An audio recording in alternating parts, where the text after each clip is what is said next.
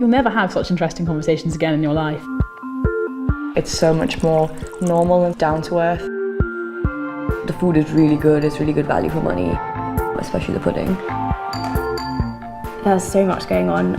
You're very much encouraged to get involved with whatever you want to get involved with. I really like that you can never be bored in Oxford. You wander into the place and you realise how friendly it is.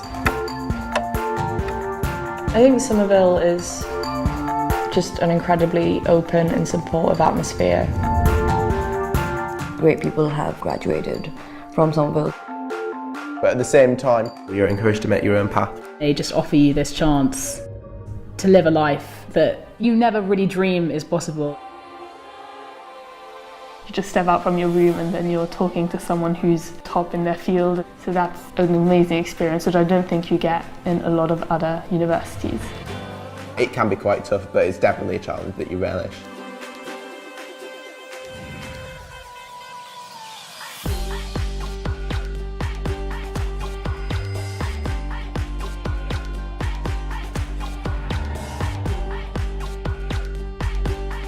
People kept telling me, when you visit a college, you'll know when it's yours.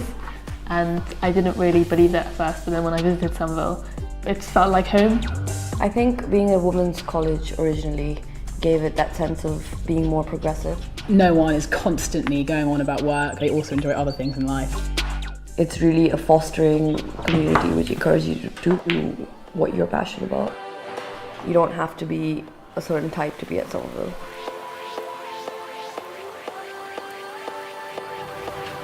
I think the sort of like progressive atmosphere feeds into the way all of us are.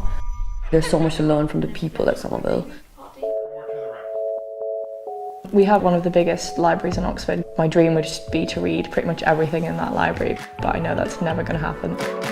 I think we're a hidden gem, and I almost want to keep it that way.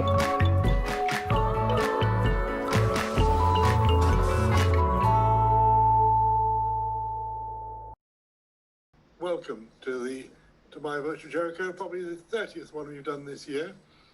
That was the way we were. That was the Somerville as it used to be pre-COVID. That's the Somerville PR video.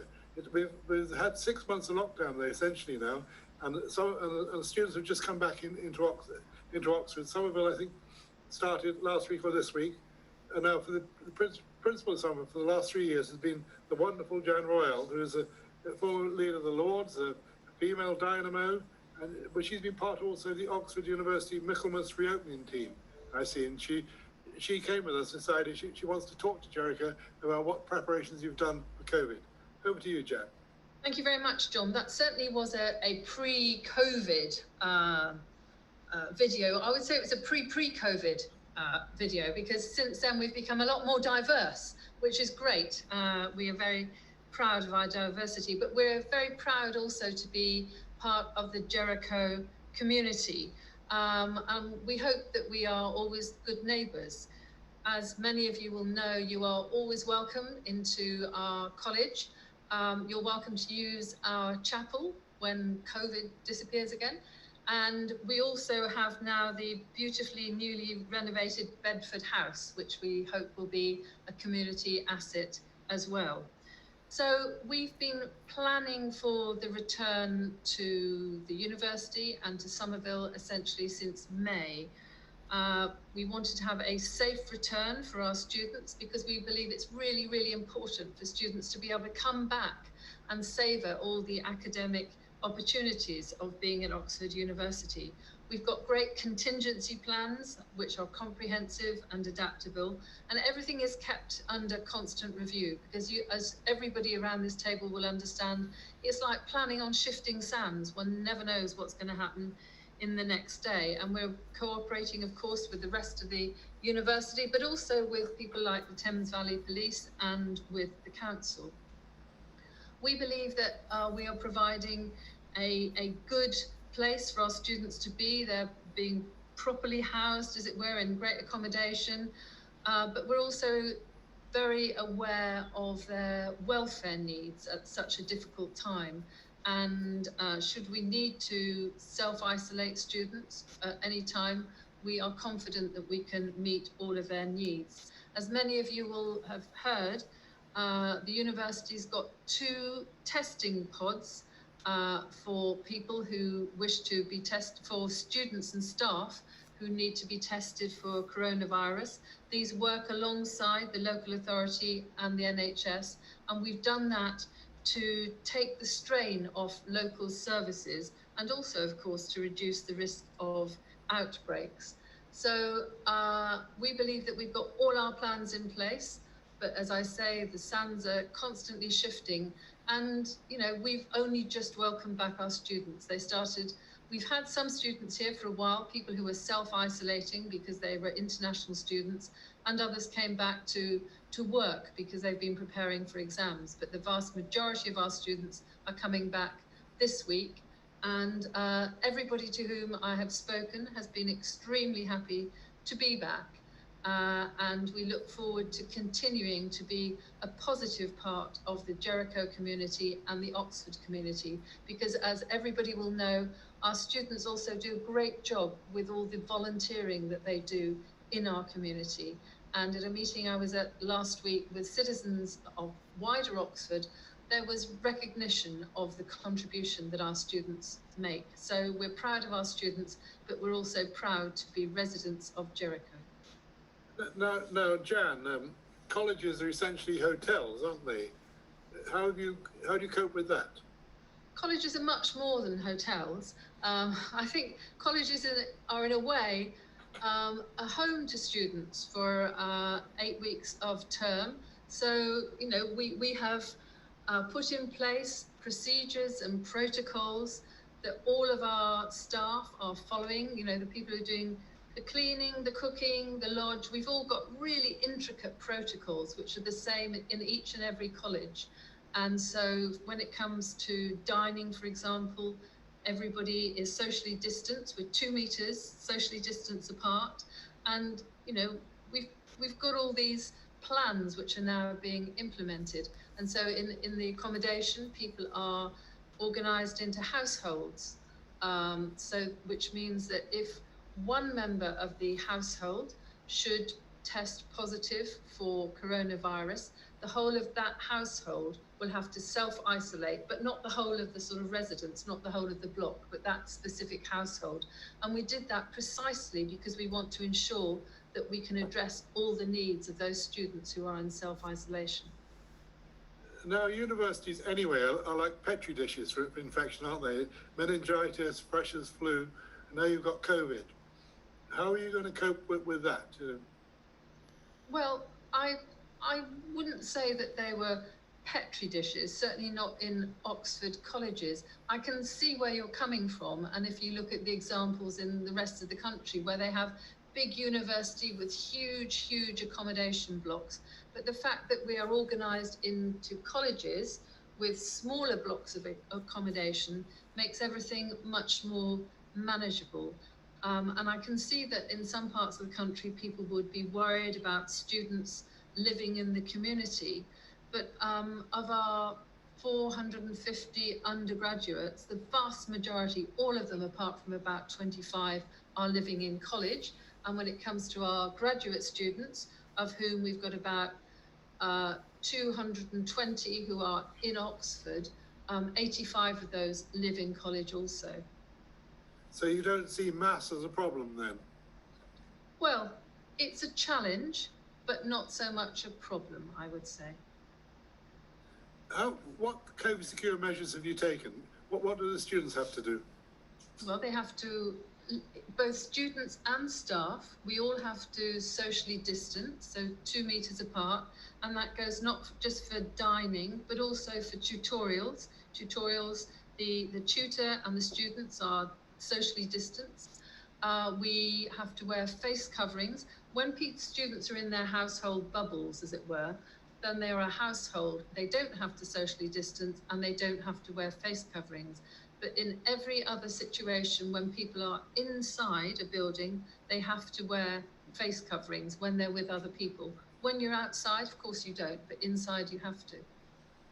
And we've also Okay. got something called the Student Responsibility Agreement, which all of our students are required to sign. And we've got the most fantastic health campaign, which has been going throughout the university. It's been running since September, the beginning of September. And the sort of headlines are protect the vulnerable, protect your community, and protect yourselves. And when we say protect the community, we don't just mean the college community, we mean protect the community of the city of Oxford. How big are the bubbles? Some of them are, I don't know, about 4 people, some 6, some 8. Our biggest, I think, is 11.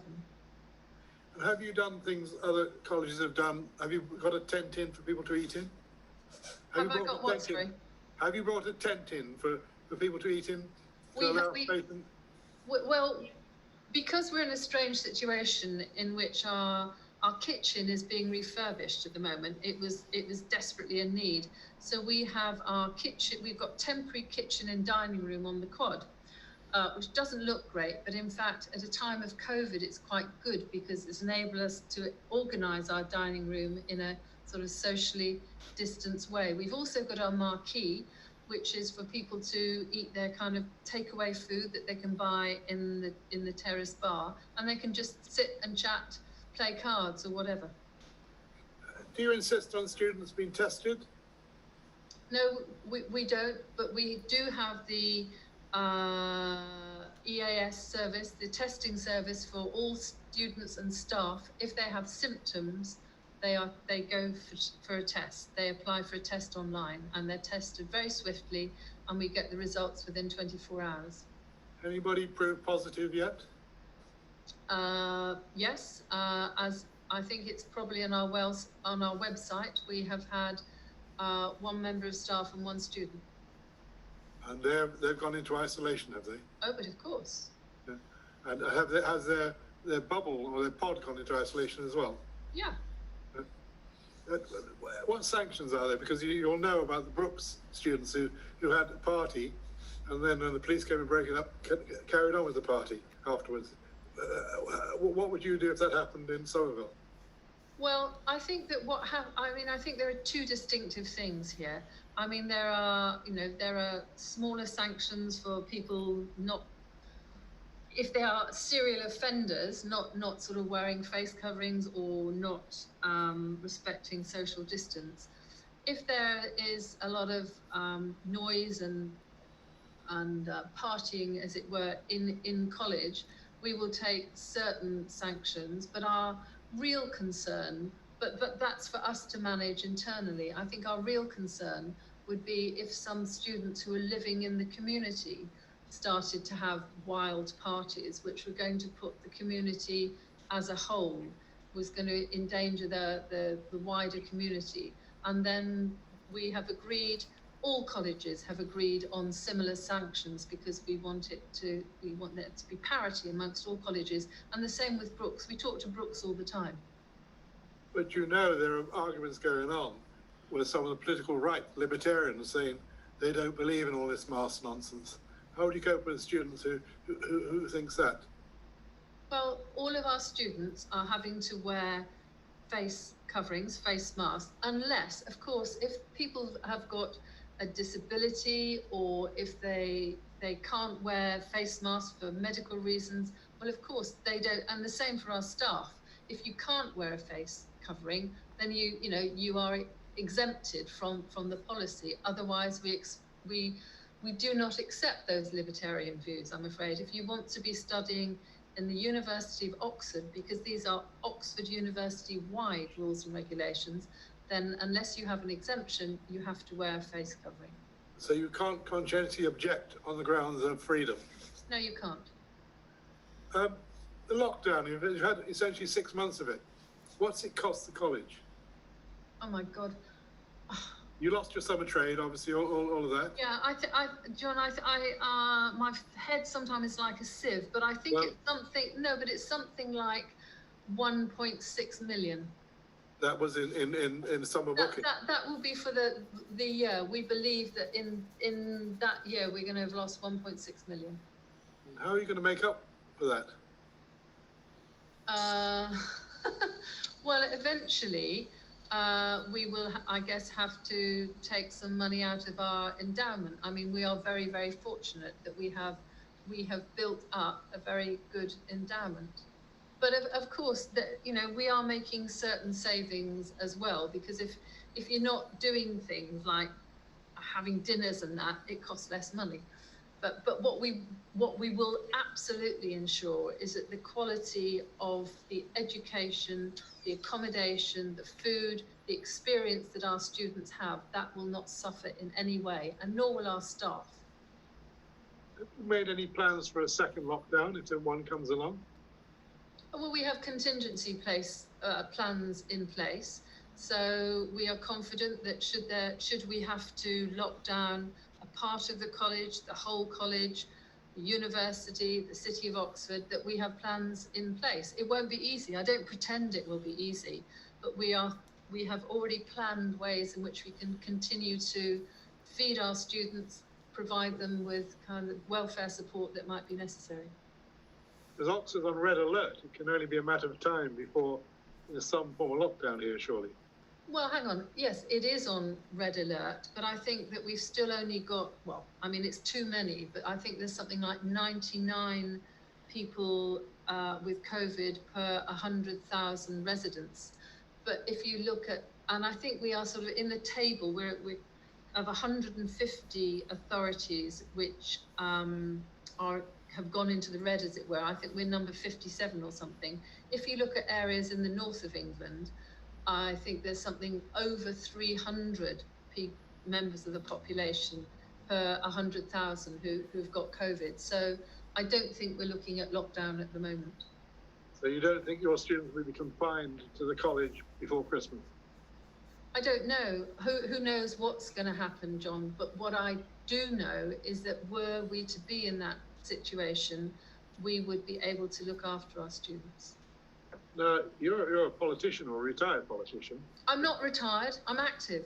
All right. So, if you were in the cabinet now, there'd be all discussions about health against wealth. Which side would you be on in that one?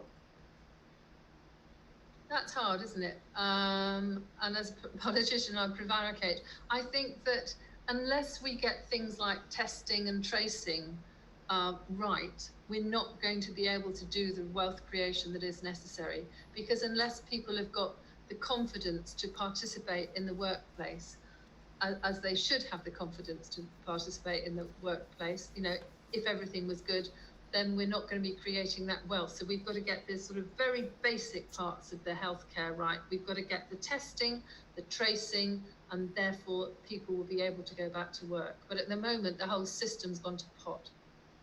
Now, you can't be political. Do you think the government's been doing a good job? No, I don't. Why not? Because they abandoned the testing and tracing just after we'd gone into a sort of pandemic situation. What they should have done then was to invest in testing and tracing.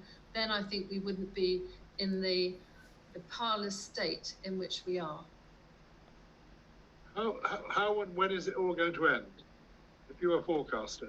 Now, I'm not a forecaster, but what I can say is that I'm very proud to be part of a university in which there is great research going on, for example, into a vaccine.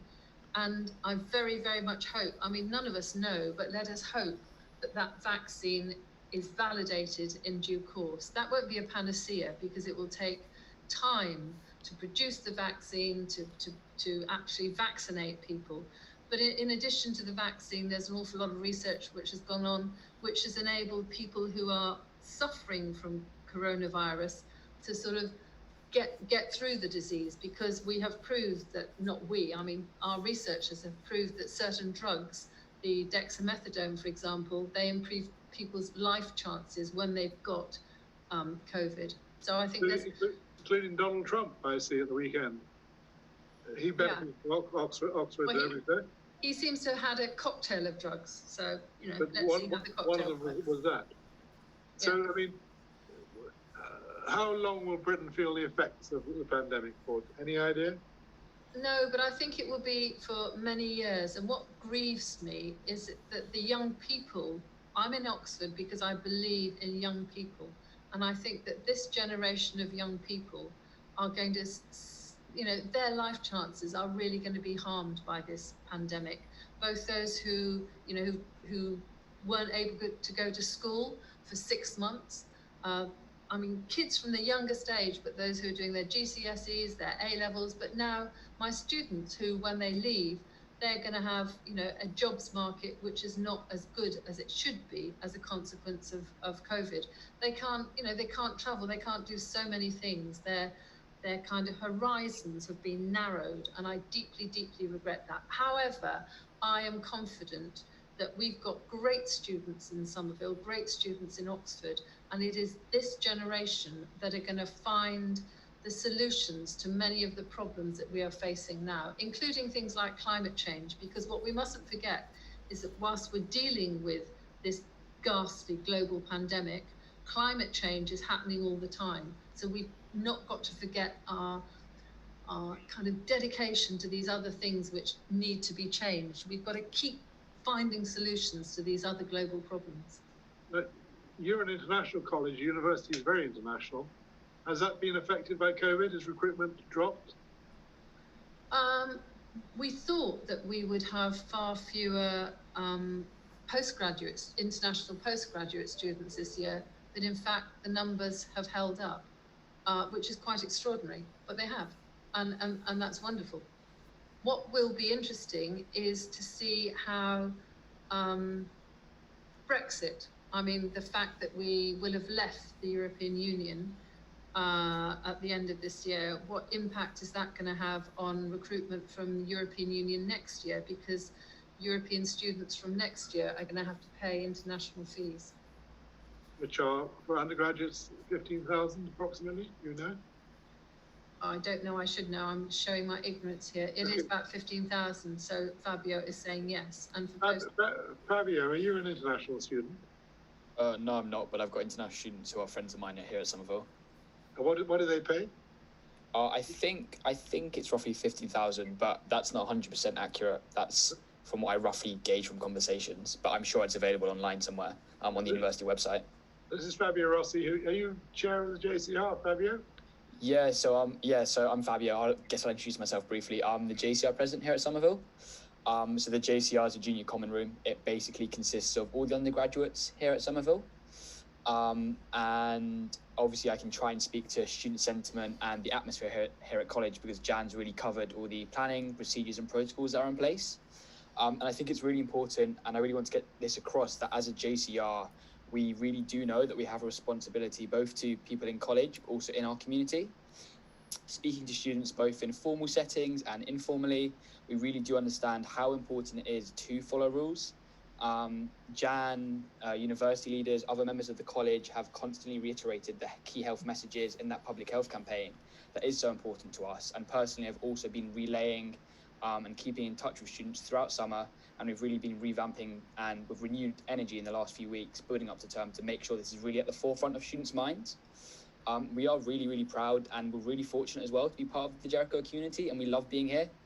I think Ash is probably the same, but I cannot express how excited I was personally to come back, to enjoy, for example, a socially distanced drink at the Rickety Press, or to go for a walk in Port Meadows. And I think it's a really strong sentiment within the student body that we want to start contributing to the community once again in a safe manner. It sounds a bit cliched, and it's something that at Somerville, when you come as an undergraduate, you think, oh, will that ever really happen? But it really is home away from home, both the college and by extension a community. But home is obviously somewhere that you feel safe, but you also have to look after and you have to respect it. And I think that's what students are thinking about. And I think ultimately it's really important to remember that no student wants to have to self-isolate during term. So there is a real incentive for us to be sensible when we are socialising and follow the rules. Virtual term in Trinity wasn't fun for anyone. People live in vastly different situations at home, which can be challenging. So we want to be back at university with these rules and follow them so that we can enjoy a semblance of the university experience and be part of the local community. What year are you? You're doing PPE, aren't you? Yeah, I'm just starting my second year in a week, I guess, So, yeah. Your exams were at the end of last year. How did you do those? So most exams for undergraduates at Oxford were you basically automatically passed prelims except for exams that had a formal legal requirement. So, for example, medicine or law. We did have internal exams in college that were held virtually, which was basically the same kind of way that the actual exams were held. You represent student undergraduate opinion in Somerville. Does anybody feel cheated? Do they think I'm not getting my money's worth? That this shouldn't be the education I want? I mean, obviously, it's a very different education to the one that we expected. And there are things that I think it's fair to say aren't as good as they can be, given the situation. However, at the same time, I think everyone wants to make the best out of what is a really challenging situation. And I think a lot of people share my sentiment that I'd much rather be here with quite a few restrictions and all the health messaging that we need to follow, and it's really important that we follow, but that's still better than being at home. It still allows us to see our friends in limited form. We're still getting an education, and that is really important to students. What form does your blended learning take? Do you have tutorials? Do you have lectures? So all lectures are virtual. They are for me anyway. And my tutorials are basically organised between tutors.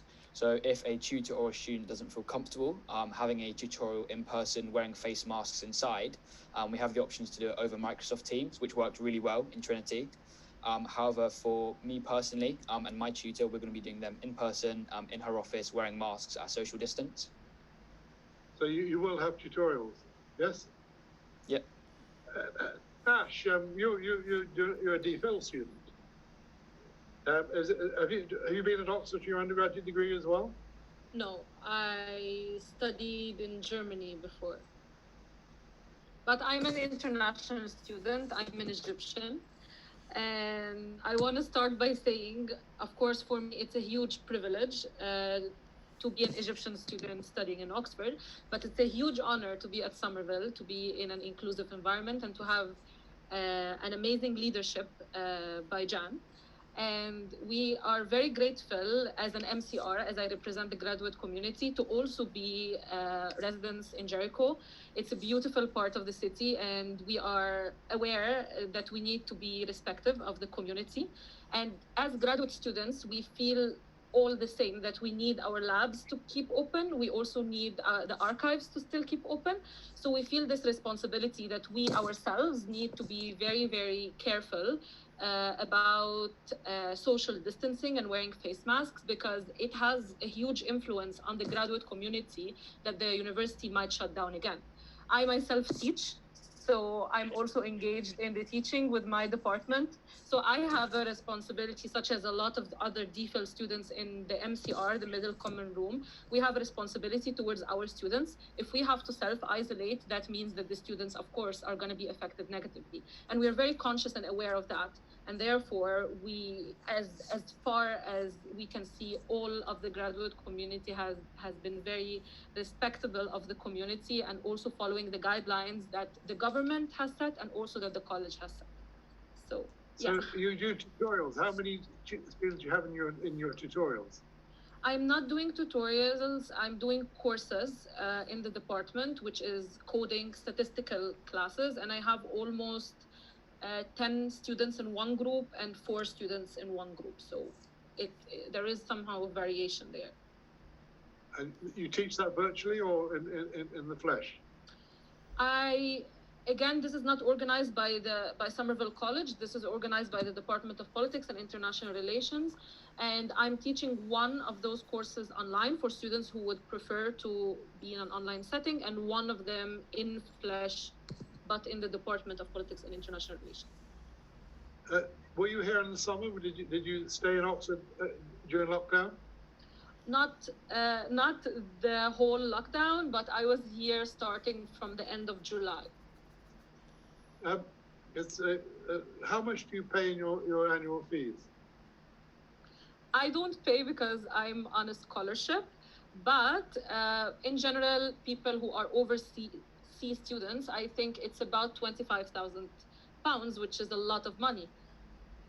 Do you pick up any feeling that people think they are not getting value for money and they maybe should have a refund of some sort? No, I don't think so. I think we are actually very grateful that the college and also our departments across the university are trying their best to have a hybrid situation of online learning and face-to-face learning in a very safe manner. So even I, again, as a part of the teaching staff, I feel safe in how they have set this up in a social distant way. And I think we understand that, of course, this was a situation that we could not foresee, and therefore we feel that the university and our college are doing their best to keep our welfare going, but also our education on the highest level. So I don't feel the sentiment that we are not getting the value up for our money. You don't wish for a traditional Oxford education with formal dinners and things like that? Of course, we wish for it, but again, I think this situation, I would have never thought that a global pandemic is gonna hit. So we just have to keep going and be flexible as long as the situation keeps going like that. And I think I'm hopeful that if everybody respects the rules, that maybe by the end of my degree in 2 years, things are gonna improve. But unfortunately, the situation is how it is, and I think the best way we can do right now is to follow guidelines and keep optimistic and try to make the best of it as we can. Because I don't know, what's the situation in Egypt? How many cases are there? How many deaths? The situation, according to official numbers, the situation in Egypt seems to be better than in the UK at the moment. Life is almost back to normal. There are some restrictions, but life keeps going more. Universities and schools are about to reopen. I'm not really sure about the situation because I haven't been back in almost 12 months.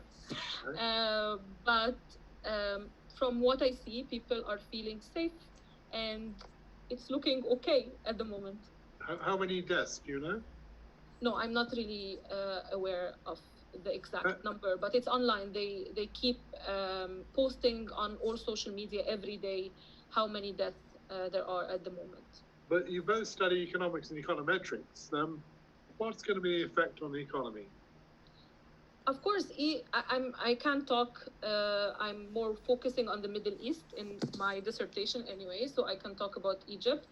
Of course, it's not a rich country, so there is going to be an effect on the economy.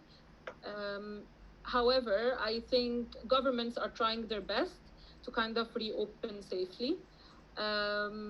They are trying to put some programs to help affected people.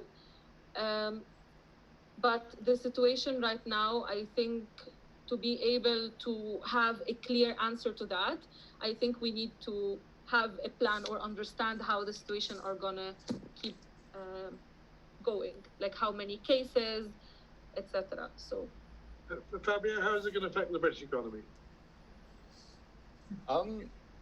I think obviously when you see things like this that compress aggregate demand, if you look at the hospitality sector, if you have restaurants that, because of in virtue of social distancing, they have less tables, they have less customers, you're clearly going to be making less money. And I think that kind of general principle, mentally, that people are a bit more worried about going out, they're saving in a kind of precautionary manner.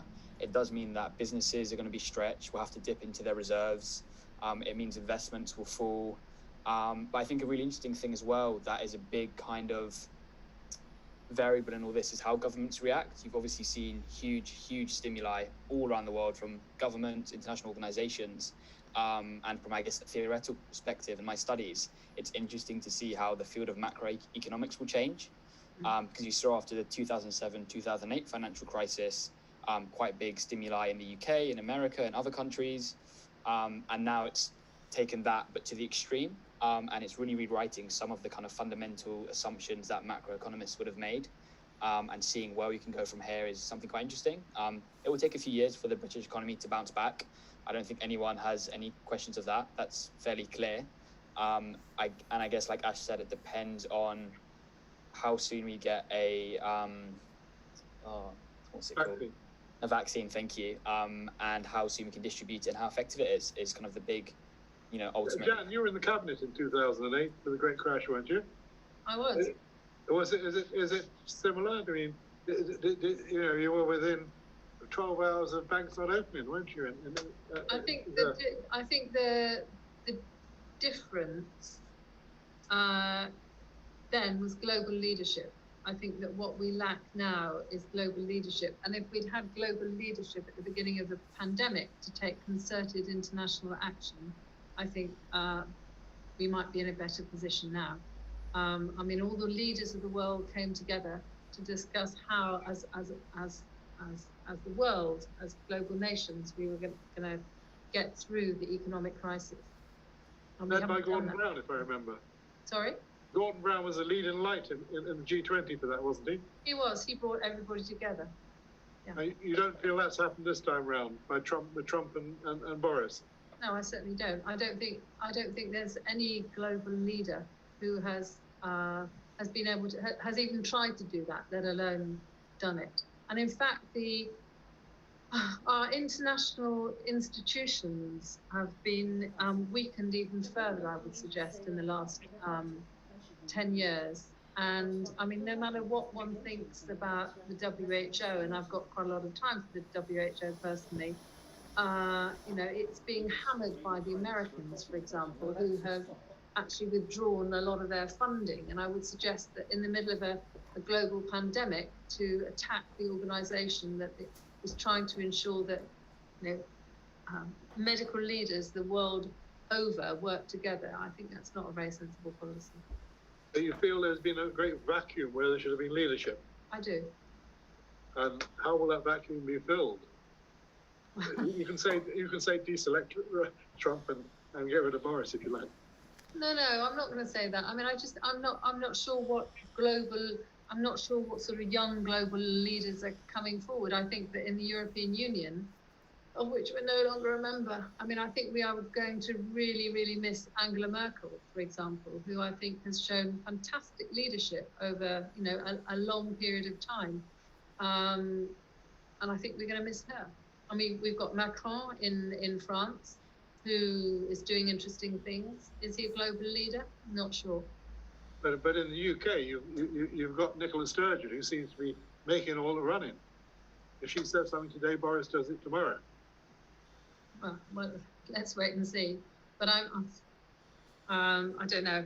I don't want to get into that part of the politics. Okay, the two students. Do you feel safe and healthy in college this term? Yeah, I mean, I guess I'll go first then. I guess I managed to unmute myself quicker, a tad quicker. I think it's obviously working behind the scenes with college. It's been really reassuring to see the amount of planning, the hours that college staff, college management have put in. So the way, like Jan expressed, that it's set up is that we live in household bubbles, which is essentially like a house on a street. We're not allowed to go into other household bubbles, even if we have friends living there. We have to wear face masks inside. There's, I don't know how many hand sanitizers there are, but there are a lot, basically outside every door of every building. You have to hand sign, you have to wear masks going in building. In terms of comparing like back where I was living back home to college seems like a far, far safer environment, despite the obviously increased number of people here. So it's been really reassuring to come back to that environment, because there are students within the community that I represent who are vulnerable, who are worried about this virus, and they've also relayed to me that they do feel quite secure coming back to college with all the measures and all the protocols in place. So you, as the president of the JCR, what sanctions, if you see somebody without a mask, what do you do? If they're outside, they don't need to wear a mask. If I saw a student inside who wasn't wearing a mask, I'd politely remind them just to wear their mask, because that's policy. However, obviously, disciplinary matters are the prerogative and responsibility of college and the decanal team, who have been working really hard to ensure that students understand the severity of infringing the sanctions, and make sure that we really do take it to heart and it becomes second nature. You've had no students arguing libertarianism with you for not wearing a mask or no social distancing? I think no. I mean, personally, no students come up to me with a libertarian argument against wearing a mask. I think everyone does realise how severe this is, and that the only way we're going to get back to a semblance of normalcy within the student experience is to follow all the rules. I think it's quite self-defeating and quite selfish to think that, you know, based on a theoretical idea that I'm going to put other people at risk. And I think, you know, this situation is too severe to make those arguments. And I know that college have a very clear policy on that. There are some COVID deniers. There are people who say no worse than flu, no many more people are dying than in flu. If you read The Spectator, for example, you know, it's full of COVID deniers. Yeah, but they're nuts. They're nuts, aren't they, Jan? Well, I mean, they're like the climate deniers. That there is fantastic medical evidence about COVID. There's wonderful scientific research about climate change. And so, yeah, I mean, maybe they're not nuts, but I profoundly disagree with them. Ash, do you feel totally safe in college? And would you like the college to improve on safety in any way? Actually, no. I have been working with college, as Fabio has said, with Jan and with the deans, and I have seen that they have set huge amount of guidelines that are actually put in every household, so printed out and put in every household, even in my household here. And I see that my MCR is actually acting according to these rules. I have not witnessed anything until now from students that are breaking any of those rules. And as I said, even for my teaching, I feel that everything has been really set to ensure the safety of the students and the staff. So therefore, I'm not really worried at all at the moment. And I'm actually trusting in the responsibility of the students towards each other. And I'm very, very proud to be in such a community that really takes care of each other. And as Fabio said, we also have vulnerable students that we need to be aware of their needs and to be respectable towards their health. So I'm not worried. You know, both students, what's your relationship to Jericho? How do you view yourself in the community? I can say that for myself, I'm not, of course, a permanent resident here, but I view this as a home away from home. I started living in Jericho from the minute I came to the UK, which was my first time to be in the UK when I started studying in Oxford. And I love it. I love everything that it has to offer. And therefore, I view myself also as part of the community. And that's why I should be respectable of people that live there. And therefore, I'm very proud to be here and very happy to be involved with this community. Fabio, you obviously found the Rickety Press. Have you? You should find the Harcourt Arms, which is a better pub that way. But what's your relationship to the community? I mean, very similar to Ash. Even though I only live in Jericho, in Somerville for maybe half the year, 26 weeks, I do still think of myself as maybe a part-time resident, but still a resident of the community. You know, students love, and myself included, we love walking down Little Clarendon Street. We love walking to Port Meadows. We love going to all the restaurants, bars and pubs in a safe and responsible manner. And I think that feeling that we are part of the community, we are residents, is why you're going to see students act responsibly and in accordance with the guidelines, because ultimately we do respect the community and it's our home for half the year. I also think students are looking forward to, you know, bringing benefits back to the area too. We don't just take from the community, we also like to give back, whether it be through volunteering, contributing to the local economy, and all those kind of activities that students usually do. We're really looking forward to enjoying them and partaking in them in as responsible a manner as we can.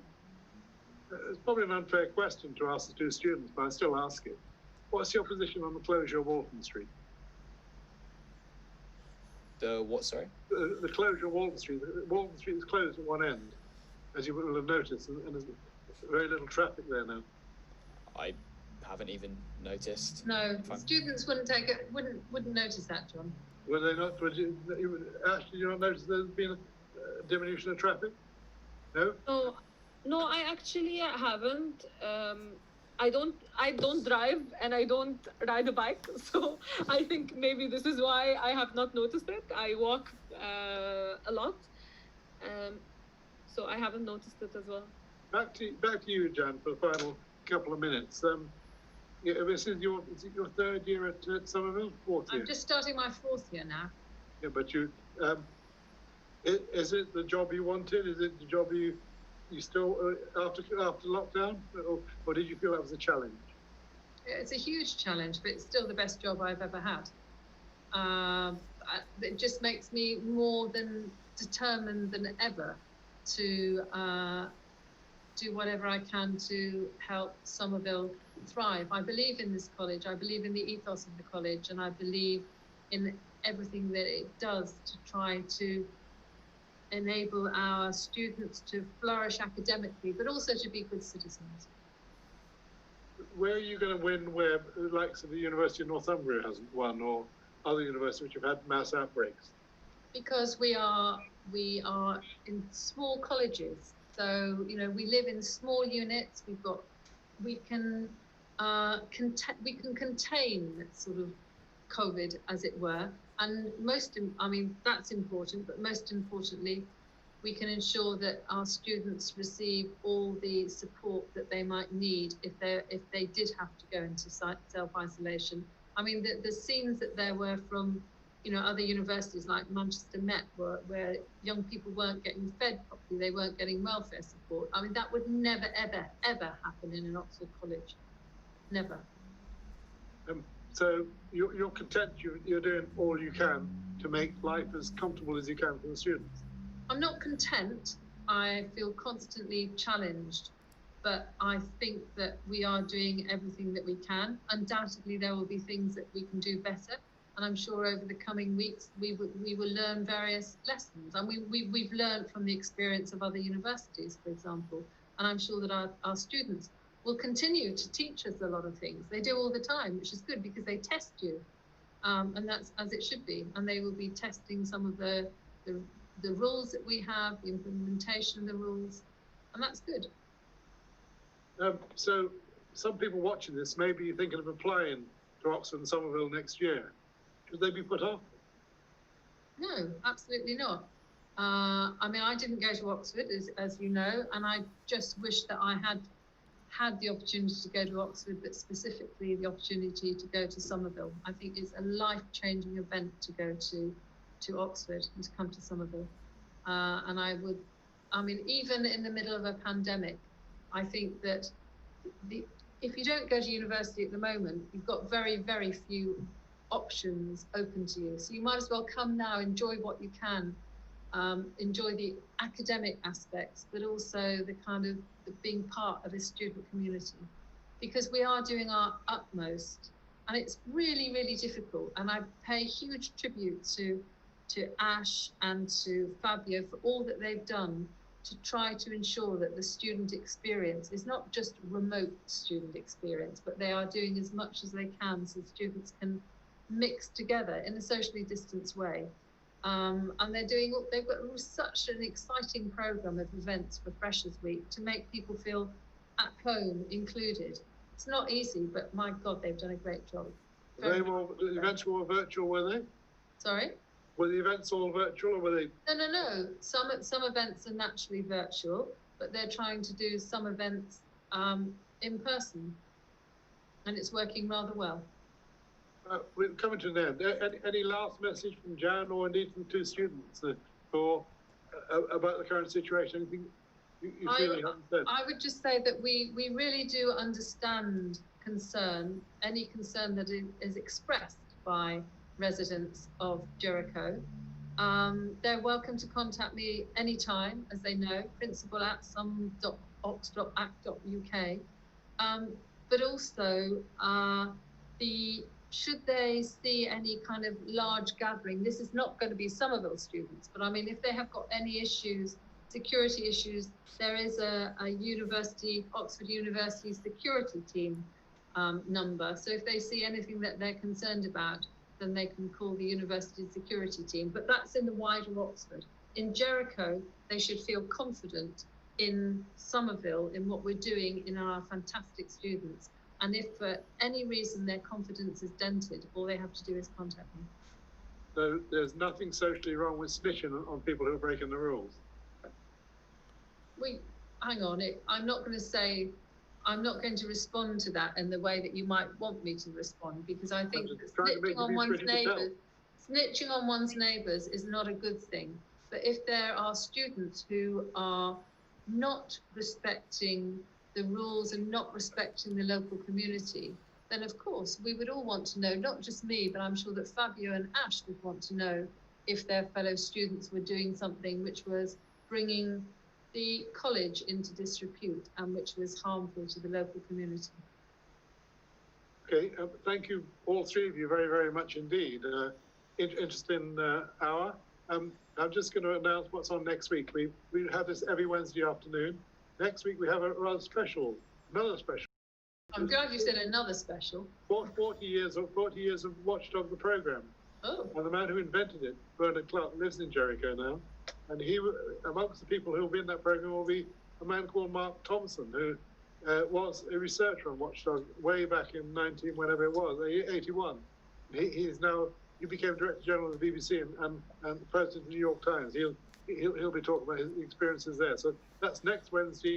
And then the week after that, Professor Karen O'Brien talking about the New Humanities Building and the plans for that. Every week, something interesting, something different coming along. But thank you all very much indeed. And we're just going to end with return to those wonderful days of 2010, I think this video is from, and maybe 2015, of what Somerville was like. Okay, thank you very much, John. Thank you for having us. Bye. You'll never have such interesting conversations again in your life. It's so much more normal and down to earth. The food is really good, it's really good value for money, especially the pudding. There's so much going on. You're very much encouraged to get involved with whatever you want to get involved with. I really like that you can never be bored in Oxford. You wander into the place and you realise how friendly it is. I think Somerville is just an incredibly open and supportive atmosphere. Great people have graduated from Somerville. But at the same time, you're encouraged to make your own path. They just offer you this chance to live a life that you never really dream is possible. You just step out from your room and then you're talking to someone who's top in their field. So that's an amazing experience, which I don't think you get in a lot of other universities. It can be quite tough, but it's definitely a challenge that you relish.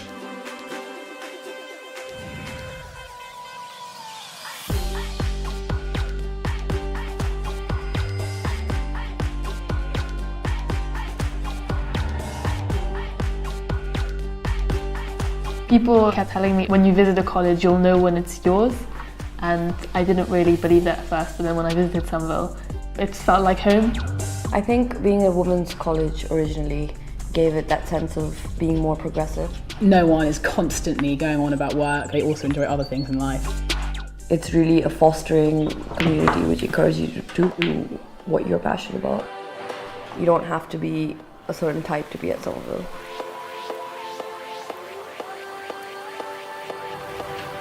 I think the sort of like progressive atmosphere feeds into the way all of us are. There's so much to learn from the people at Somerville. We have one of the biggest libraries in Oxford. My dream would just be to read pretty much everything in that library, but I know that's never going to happen. I think we're a hidden gem, and I almost want to keep it that way.